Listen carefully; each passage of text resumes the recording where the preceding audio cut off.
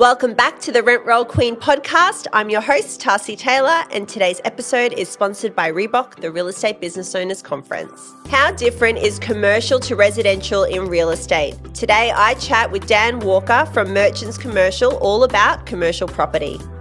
Welcome to the show, Dan. Thank you for having me. Oh, it's great to have you on the show. Could you please introduce yourself? I'm Dan Warner, the principal agent for Merchants Commercial Properties. And how long have you been doing commercial real estate for? About 12 years. 12 years, yeah. I've always had this, it's a strong opinion, but it's from experience. And I've seen a lot of things go wrong with residential agents they specialize in residential and then they go out into commercial property management. And I've just seen clients that aren't serviced correctly in that space. Like, could we talk about how different commercial actually is to residential? Commercial is much more a numbers game than it's a volume and numbers game rather than residential where you're a smaller number of properties, higher level of service. There's some strange statistics in commercial, like the average property only produces one inquiry per month. Yeah, right. So to have a successful book, you need to get to 250 properties that you're currently leasing or selling at a time in order to be profitable. Yeah. That's very different numbers than residential. Extremely different.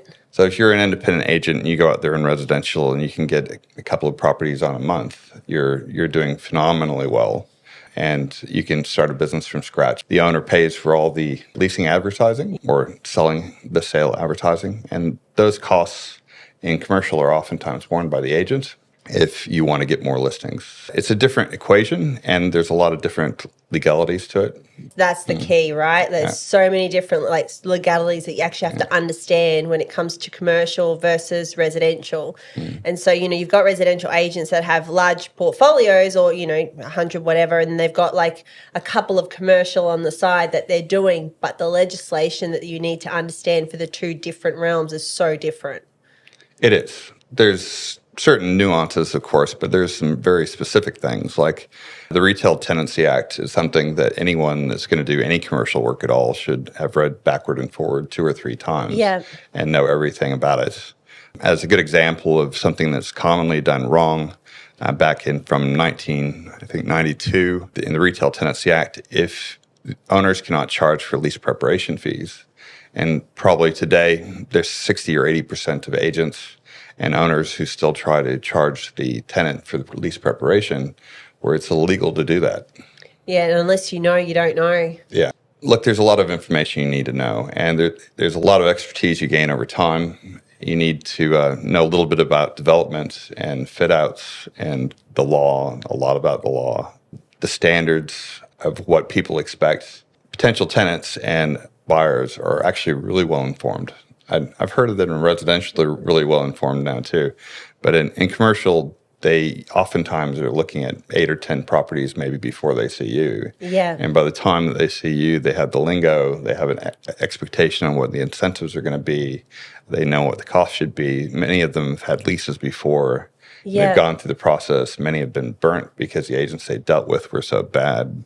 There's a lot of larrikins in commercial. Yeah. And the people that actually tell you the truth and are very transparent are very few. So I hate to say that about the industry, but it can be really quite horrid in the way that people address other people. They try to be manipulative and salesy. And salesy doesn't really work in the end. Yeah.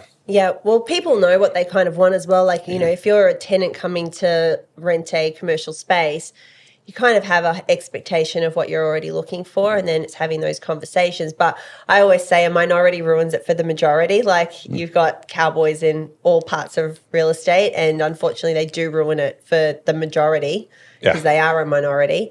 It is such a different industry. So for somebody looking to get into commercial, where do they start? I've trained a lot of agents that have come over from residential.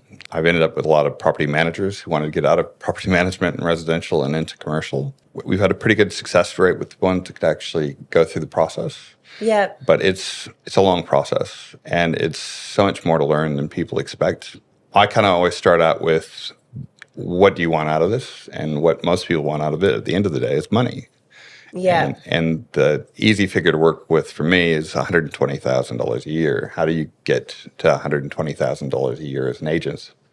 And if you expect a 50-50 split on the commission and you look at agency costs and all those things, you kind of need that 50%, believe me. You have to figure out how you're going to get to that 120,000, and you go, all right, well, if I do a couple, 3 leases a month, I'll probably get to that number. And it's like, yes, but no. Yeah, okay. You start off with how many listings can you actually realistically obtain in a month and what kind of listings those are going to be. Then you have to learn the sales process itself and what's your closure rate going to be. What I've done with a lot of my staff is I give them a lot of research. Getting back into, if you think about AI and all the technology that people are talking about and thinking about, we work from a research perspective down. So we start with all the potential properties to list and collect all that data using processes and IT and screen scraping and some pretty high-level technology. Yeah. We use a software program out of the U.S. called Pipedrive, which is a really effective tool on shaping that channel for prospecting. We usually have 6,000 to 7,000 potential listings in the system at any given time. Right now, I have about 600 people that I can call that I have phone numbers for that currently have properties for lease or at sale. Yeah. And I actually don't have enough time to call them all, and not enough agents. So I'd love to have more agents. I can imagine. Yeah. Especially for that prospecting. But the problem is that agents take a lot of time to train up and to become efficient. If you train them effectively so that they even have a base level of knowledge, it's probably a month before that they can even come out of the cradle and start listing. In the first month, if they're really good at the job, they get 10 to 15 listings in the first month. Second month, 15 to 20. Third month, 20 to 25. Yeah. You need to list about, if you're a full-time agent, you need to list about 20 listings a month for the first 6 months. Yeah, right. Which is a lot of listings. It is a lot of listings. Yeah, definitely. But it's definitely achievable. Yeah. I think a friend of yours who worked for me, as she was quite capable of making those numbers. And, and the compatriots she had in the same class all did very similar numbers. Four out of the 5 agents I trained were able to get to that number. That's amazing, yeah. But that's the listing part. And the listing, if they just follow the process and understand the language, learn the law, they can get to a point where they get quite a few listings very quickly. But then when they start taking inquiries, they're not very efficient at actually converting them. Right, and why is that? Because there's a lot of nuances to it. Right. I get a lot of leases and sales that I do, but particularly leasing, where I draw plans for change. I cost out the actual fit out for them in my head, back of the envelope, and after the first meeting, I can give them a sheet, and we have a deal that we can make on paper. Yeah. And I just bring it back to the math, and then we sign an offer, and off we go. But the number of agents that can do that and training agents to do that is quite complicated. Well, the thing is, too, you're dealing with different types of commercial property as well. It's not just one commercial. So you've got to train them in that different realm of different commercial space. Retail, office, warehouse / industrial. Those are the 3 major classifications. Yeah. Different legislation for retail versus the other.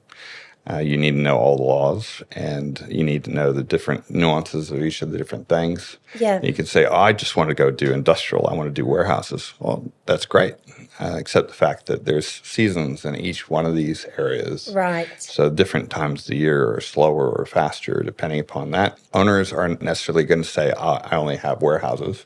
So you find an owner, and they might have half a dozen warehouses and 3 offices and 2 retail spaces. Right. What are you going to say? No, I don't want those.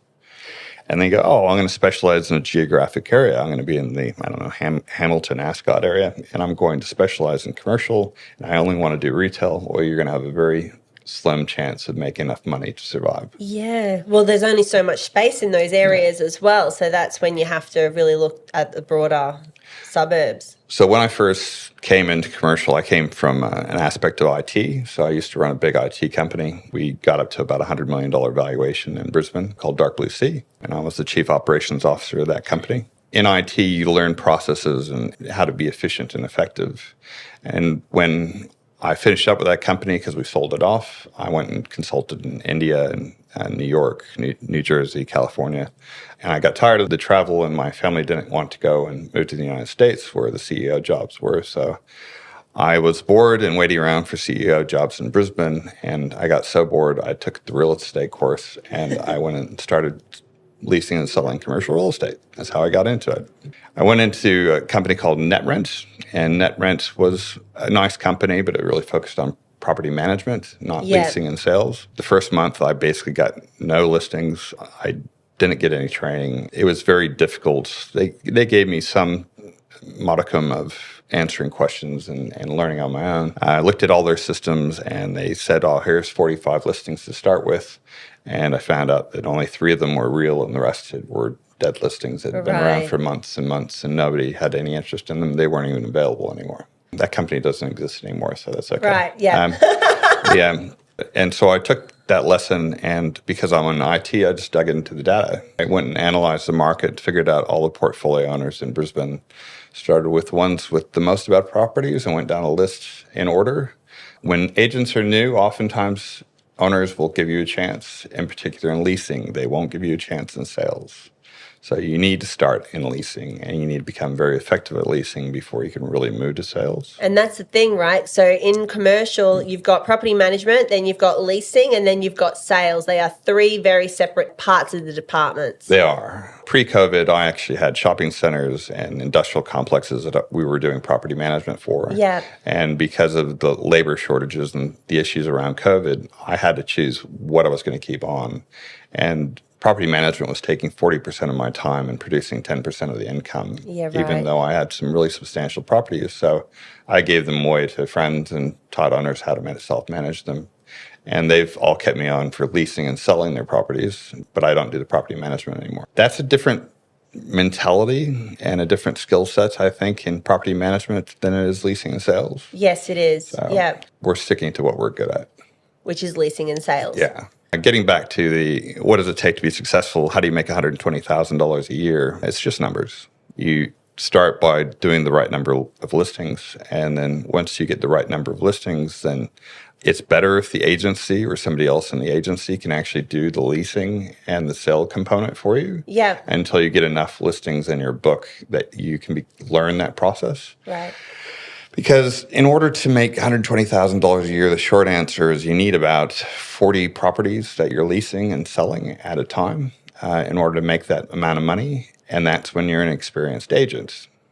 The problem is that in order to actually make those inspections effective and get the right number of offers, you have to have about twice as many properties as that to make it when you're starting out. Yeah. And you're half as effective as closing those deals. On top of that, a lot of new agents end up going after what I call rats and mice, because they go after the smaller $20,000, $24,000 a year leases when the average lease should be about $80,000.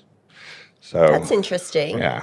Yeah. And so when you have leases that are worth half as much and you're only half as effective, then you're getting a quarter of the income. Yes. So in order to make enough money to make $120,000 a year when you're a new agent, you'd have to have 160 properties for lease and sale in order to make $120,000. The numbers start going up and up, don't they, when you start looking at it?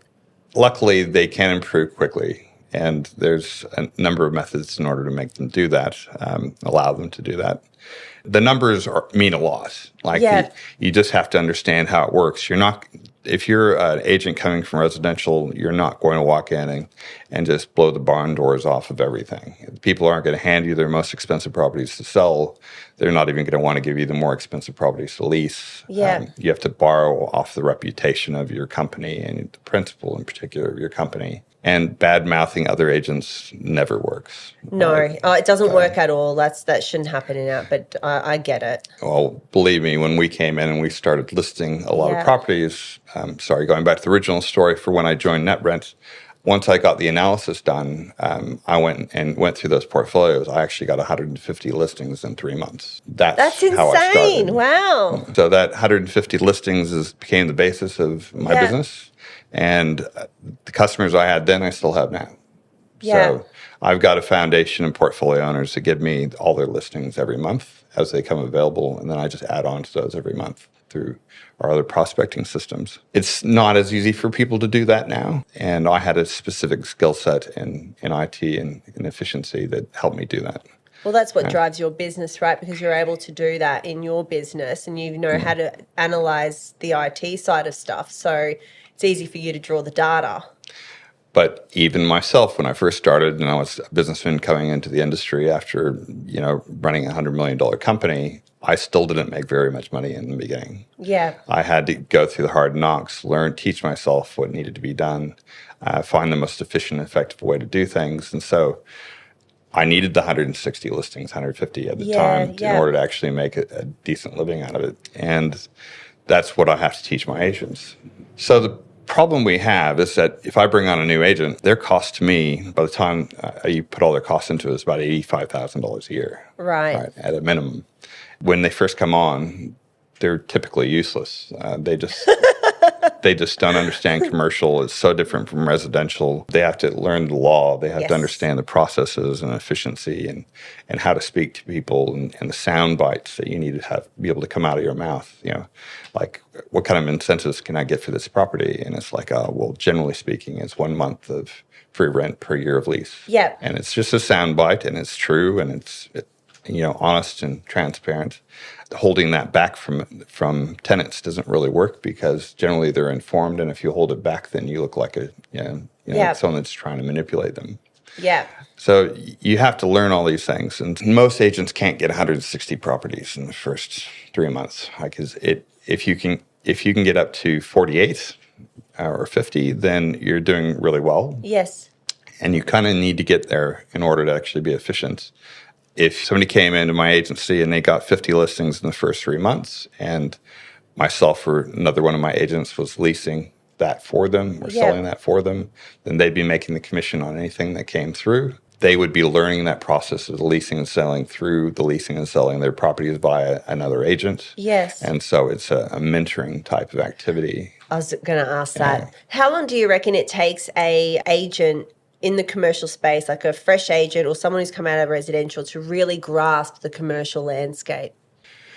Well, if you look at the numbers, and the numbers kind of tell you everything, is that it takes about 3 months just for them to be cash flow positive. Yeah. So I'm losing money big time on them for the first 3 months. Yeah. Then it takes between 6 and 9 months before they break even to what would have been a 50-50 split on commission. Right. And if you think about that risk, in particular when you hire 5 agents at a time, you can be out of pocket $120,000 easy for taking one group through. Yeah. And then you have what is opportunity cost, because the moment you take me out of the equation for the other things that we do, well, I'm going to lose $20,000 to $30,000 a month just because I'm not actively pursuing my own objectives. So. And the training that you give to your commercial agents, by the sounds of it, because obviously you have to take a step back from actually the doing and all those sorts of parts, is quite extensive to get them up to scratch. There is quite a lot that they need to know in order to be really good at it. I think that a lot of agencies don't really have very good training programs. I think they're like, go get listings. If you get enough listings to survive, then you can stay. Right. And that works to some degree. It works more in residential because the benefits and getting through that first sale and things, you can make it work over time. In commercial, you're going to make the same mistakes again and again. You're going to do unlawful things. You're not going to have the expertise to actually convert deals that should have been converted. Yeah, yeah. My problem is that upfront cost becomes so high that to hire agents, it's a very risky opportunity. Yeah. That's why I have all these people to pursue right now, and I can't get through all of them myself. Yes. Well, you got to keep the business going, right? So while that all sort of happens, but still be available for mentorship. And then just a quick question, like with property management, because obviously you don't do the property management side of things now. You said that you decided that part of your department was going to be closed and everything.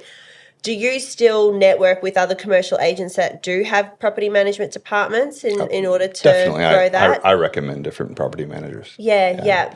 And I instruct owners oftentimes how to property manage their own. If they have an accountant and they can call for maintenance, that's 90% of the problem. Yeah. A lot of property managers in commercial basically just send out invoices and answer the occasional maintenance call. They don't really lease.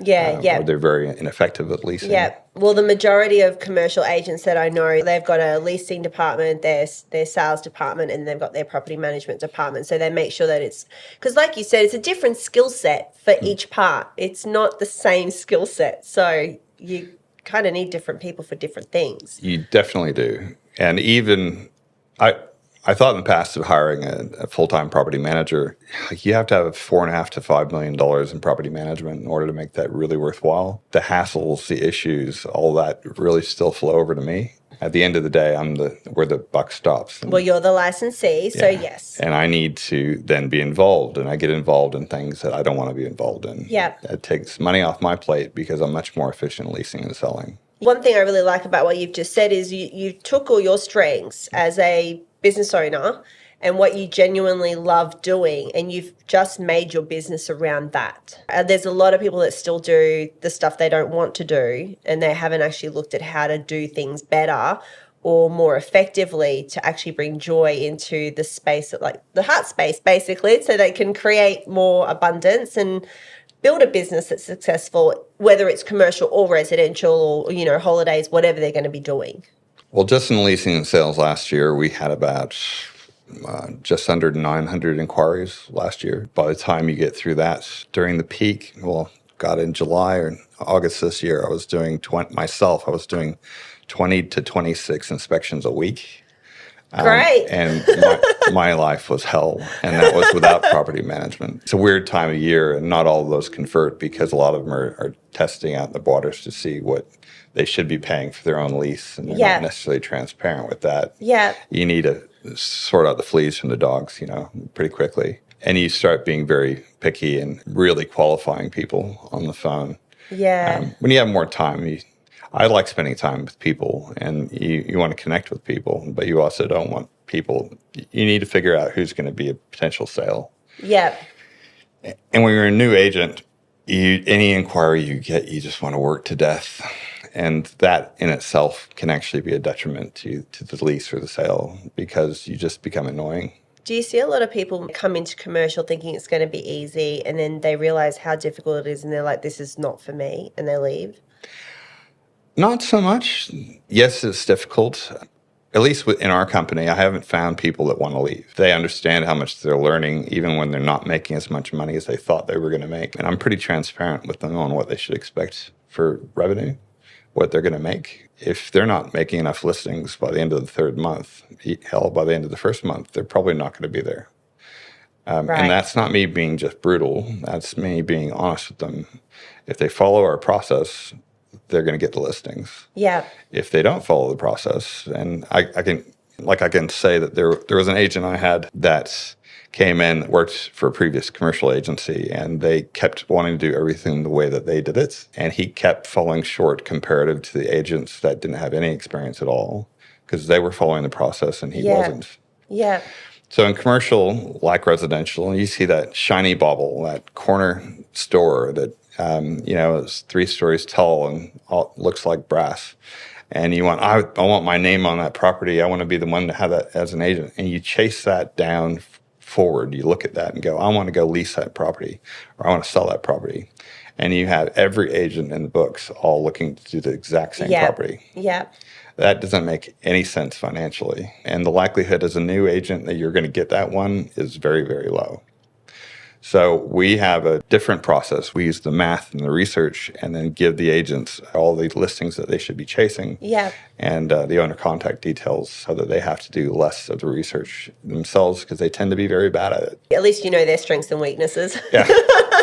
We've even had agents that pair it up, and one agent will be on the phones calling people and making appointments. The other agent will go and do the photographs and actually list the property. Yeah. And then they'll share the inquiries as they come in and work as a team. That's amazing. And that's fine. Yeah. Whatever works at the end of the day. Yeah, I love that. I love that you got the mentorship program.